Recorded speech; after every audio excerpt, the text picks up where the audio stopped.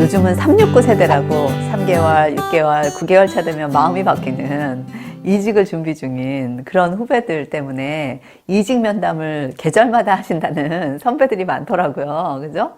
예전에 컴퓨터도 이제는 막 조금도 안 기다리잖아요. 컨트롤 알트 델 누르거나 그냥 재부팅 팍 해버리듯이 예전에 비하면 정말 인내심이 좀 짧아진 것 같아요. 그래서 연인들도 옛날에 뭐 1주년 커플링인데 요즘은 100일 커플링이라던데요. 예. 되게 예전보다 짧게 호흡하고 짧게 결정하다 보니까 이직에 대해서도 수시로 생각을 하게 되고, 그래서 아마 선배로서 이직 갈등을 하는 후배들과 대화를 하셔야 될 때가 있을 거예요. 근데 이런 분들이 사실 무례하다라고 할 만한 건가 싶지만 조직에 대해서 좀 냉소와 체념이 있고, 그리고 그러다 보니까 상사한테 조직에 대한 불평을 막 할 때, 그럴 때 여러분이 참 예의 없다, 상사한테 어떻게 이런 말을 하나 라는 생각이 드실 수 있을 것 같아서 사실 이 무례함에 이직을 갈등하는 후배의 이슈를 다뤄보려고 해요. 대체로 보면 요즘 후배들이 그 예전에 비하면 되게 살고 싶은 대로 사는 것 같아요. 좀 부럽기도 하죠. 그래서 욜로족이다. 그래서 매 순간 지금을 누리는 거, 이런 거 되게 중요하게 여기고, 요즘은 커밍아웃 대신 미닝아웃이라는 말이 있어요. 들어보셨나요? 커밍아웃이 정말 본인이 솔직하게 본인의 비밀을 털어놓는 것처럼, 미닝아웃은 본인이 의미, 미닝이라는 게 의미인데 현실에서 내가 어떤 의미와 신념으로 사는지를 아주 직접적으로 얘기하는 것이죠. 그래서 벽장 속에 나오다라는 그 뜻으로 정말 나의 가치관, 나의 신념을 상대방한테 아주 당차게 얘기하는 것을 미닝아웃이라고 해요. 그래서 요즘 후배들은 보면 욜로족도 많고 미닝아웃도 많이 해요. 그래서 우리 회사의 가치관과 나의 가치관이 다를 땐 언제든 난 이직하겠습니다 라고 스스럼 없이 얘기해요.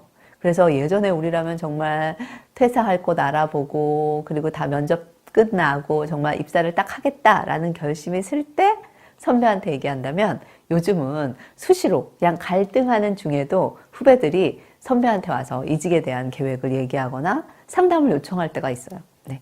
여러분이 그럴 때 이 사람에게 무례하다, 어떻게 조직에서 이러지? 라고 보실 게 아니라 그분이 도대체 무엇을 바라고 있는지 이번 기회에 알게 되겠다라는 마음을 가지시기를 추천드려요. 그래서 이미 무례하다라는 말 속에는 내 기준하고 안 맞는 그 사람을 틀리게 만든다라는 가정이 포함되어 있는 거거든요. 근데 사실 이직이라고 하는 것은 예전에는 정말 평생 직장이었다면 지금은 오히려 이직이 새로운 어찌 보면 패러다임일 수 있거든요.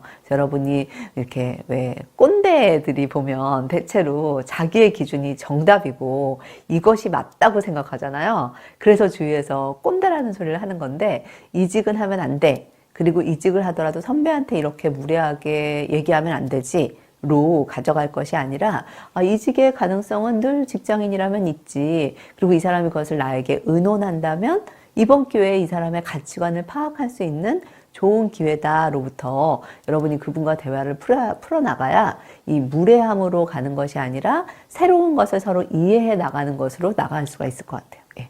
여러분이 그럴 때는 가능하다면 후배에게 안전하다고 느껴지는 공간을 만들어 주셔야 돼요.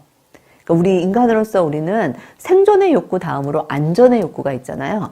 그래서 정말 이 공간이 나에게 안전하다. 그래서 우리는 궁극적으로는 인간은 동물이기 때문에 나에게 생존의 위협이 있다라고 느껴지면 그 어떤 것도 그 이상으로 올라갈 수가 없어요.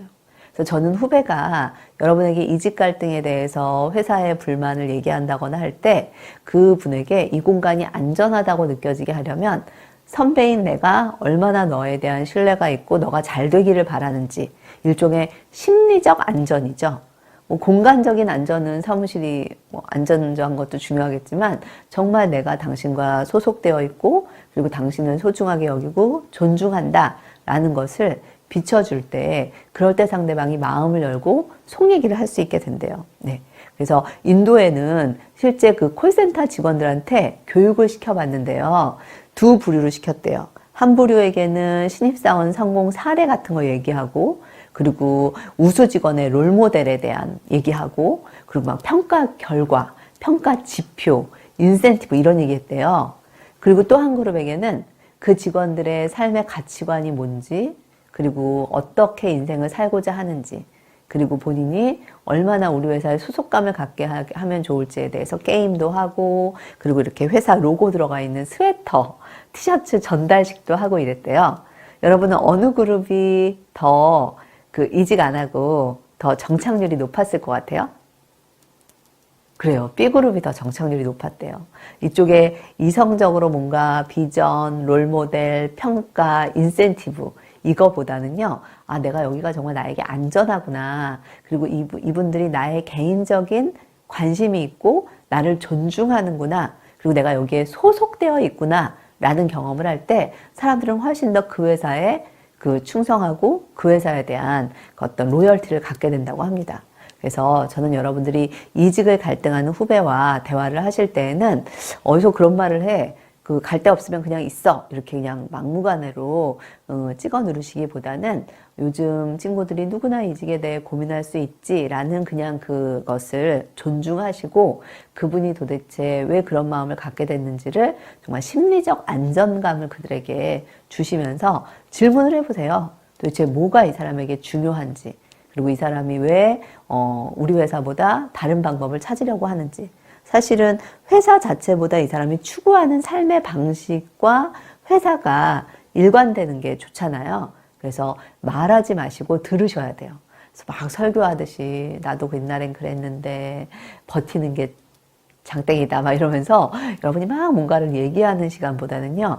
그분에게 물어보세요. 왜 퇴사하고자 하는지, 어디로 가고자 하는지, 삶에 중요한 게 뭔지, 그리고 그것을 이루기 위해 뭐가 필요한지, 그리고 그것을 하는 데 있어서 지금 우리 회사가 뭐가 제일 힘든지. 그래서 계속 묻다 보면 그분이 정말 중요하게 생각하는 게 뭔지를 파악할 수 있게 되고요. 그럴 때 그거랑 링크 걸어서 여러분이 우리 회사에 있는 것이 너에게 어떤 가치가 있는지를 얘기해 줄 수 있겠죠. 그래서 10번 들으시고 3번 말하세요. 네. 그래서, 요즘 후배들이 이직에 대해서 선배한테 이렇게 얘기한다는 것 자체가 무례합니다.로 인식하시기보다, 아, 대화의 물꼬를 틀 수 있는 기회가 만들어졌다로 여러분이 한번 받아들여 보시면 어떨까요?